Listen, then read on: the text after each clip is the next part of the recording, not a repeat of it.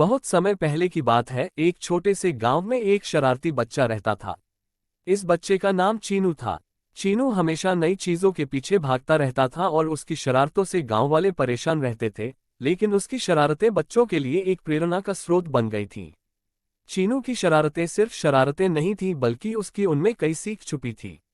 चीनू बताना चाहता था कि जीवन में हंसना कितना जरूरी है, क्योंकि उसके गांव में लोग सिर्फ काम में व्यस्त रहते थे, हंसना भूल ही गए थे। वो अब चाहता था उसके आसपास के सभी लोग खुश रहे और स्वस्थ रहे। एक दिन चीनू ने सुना कि गांव के बाहर एक मेला लगा।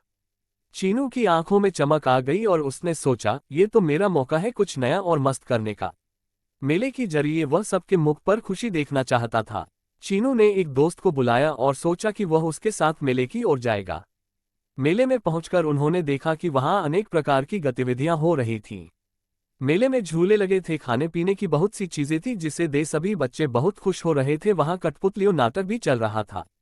चीनू ने अपने दोस्त को बताया, यार हमें भी इस कठपुतलियों नाटक में कुछ करना चाहिए।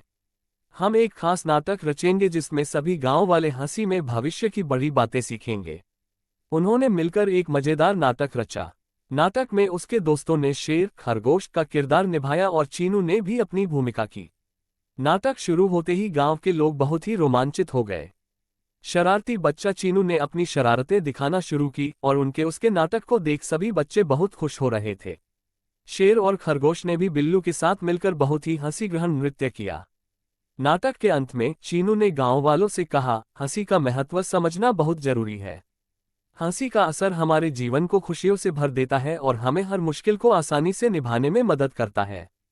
चीनू की यह शिक्षा गांव वालों को बहुत पसंद आई।